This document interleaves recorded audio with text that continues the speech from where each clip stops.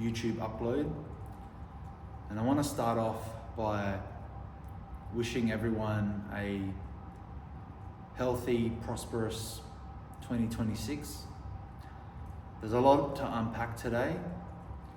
I'm actually going to start off by sharing some experiences that I had over the past couple of weeks, because it's really helped kind of motivate me and kind of recalibrate what I need to focus on, where I'm at, and what are the next few months look like. For those who have not followed me on Instagram yet, please do so, because I share a lot of different kind of content on there. It's a George Demo _ and I'm pretty much posting orthodox content, female nature content. I haven't really gotten into the entrepreneurial kind of content just yet, because I'm waiting kind of for a few things to happen first for me to kind of, I guess, speak with authority on that topic. At the moment, I don't really feel that I'm in a position to talk about that stuff yet, you know. But yeah, just a quickly wrap on the last couple of weeks. So in the beginning of January, I went to the Gold Coast, right? And a friend of mine who I haven't seen or spoken to in a while, he was from Adelaide, but he recently moved up to the Gold Coast. He messaged me and asked to catch up. And I was like, yeah, of course, you know, because I've known this guy for a lifetime, you know, from school days. And so we organized a day, because I was there for a long time. I was there for about 9 days, I think. And he picked me up from the hotel when he was in his black Lambo STO. And between you and I, I've actually never been in a Lambo, but I'll talk about that soon. And so he picked me up, and I've been in a few good cars. I've been in like a Bentley, been in a Ferrari before, been in a G-Wagon, never been in a Lambo though. And if you guys don't know, like having a Lambo, especially with in the online space, you kind of like made it, you know what I mean? Now I know there's a lot of guys that kind of rent out Lambos and rent out their cars, and they post on social media pretending that it's, you know, theirs when it's not. But this guy here is legit, you know, in a sense, like he owns that car. And when I got in it, like I noticed, because I'm a very analytical person, right? And I noticed I'm very observant. And I noticed, like, when we were driving, just the eyes that it was attracting. And we were even driving kind of through the city, and we went to get something to eat. And I remember like driving past this hotel, and these like birds came out, and they were just like staring. And even when we parked and we got out, just the people's, I don't know, it would have, like, in their minds, people would have been like, who are these guys? Like who are they? What do they do? You know?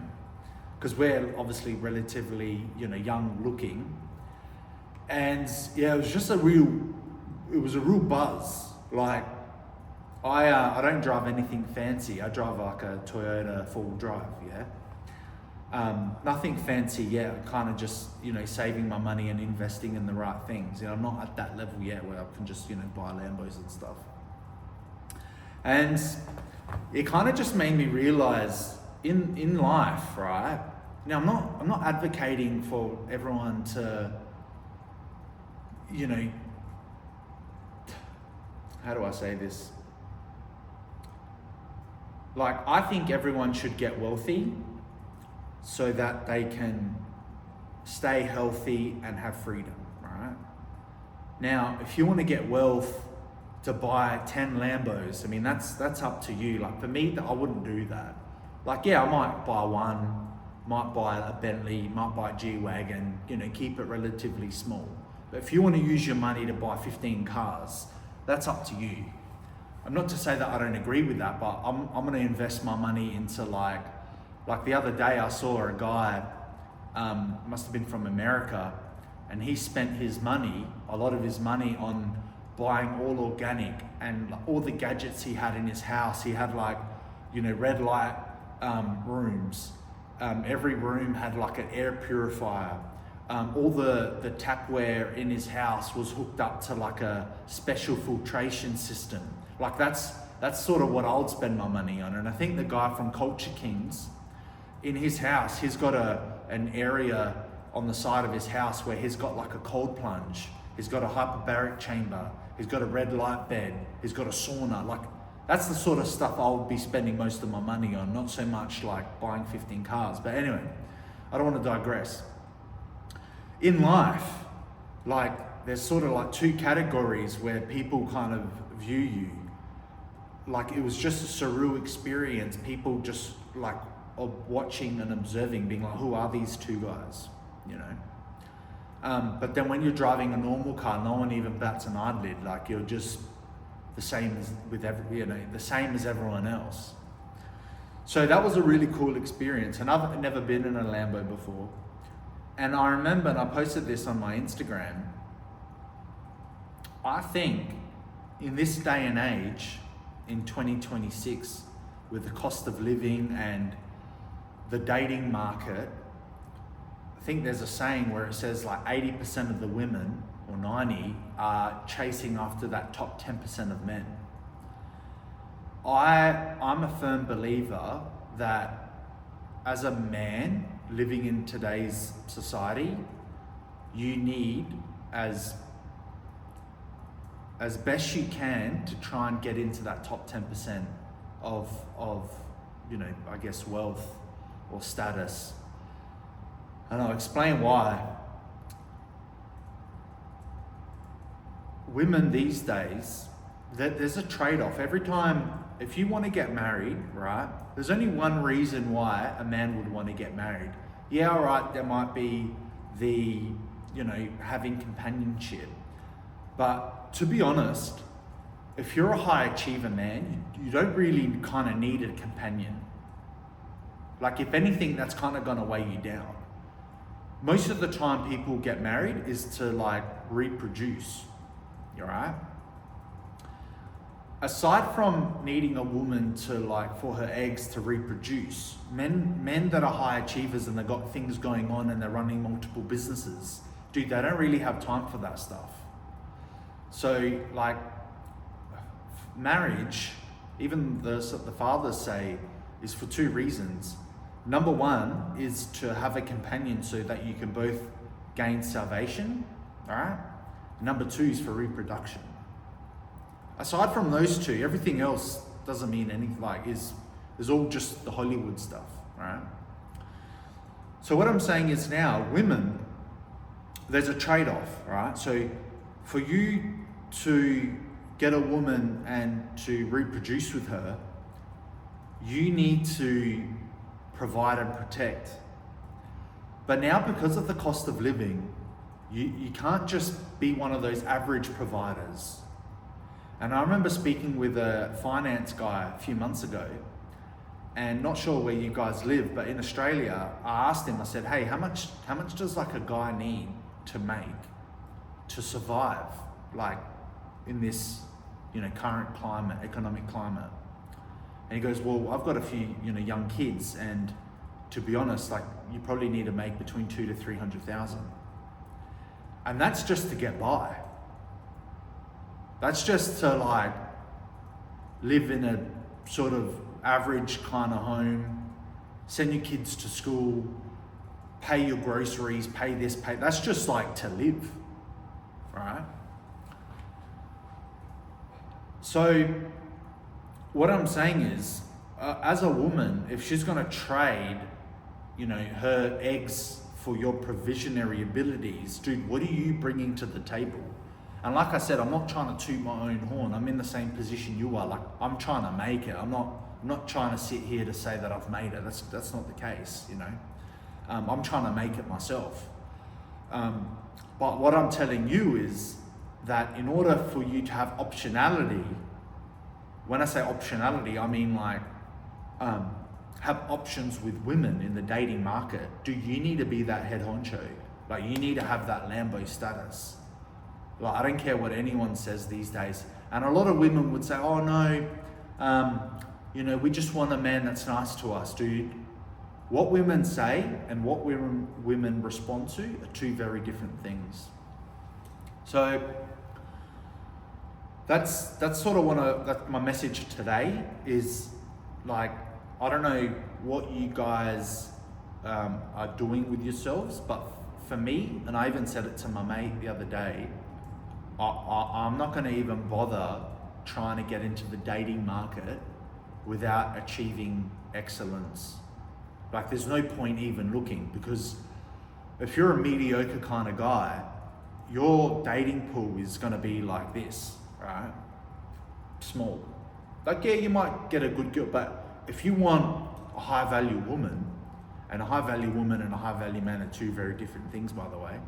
If you want a high value woman, you need to become that head honcho, so your circle of choice is that, all right? So that's one thing. Second thing is, I went to Sydney, right? And my dad's got a friend there who's very wealthy. I actually underestimated how wealthy this guy was.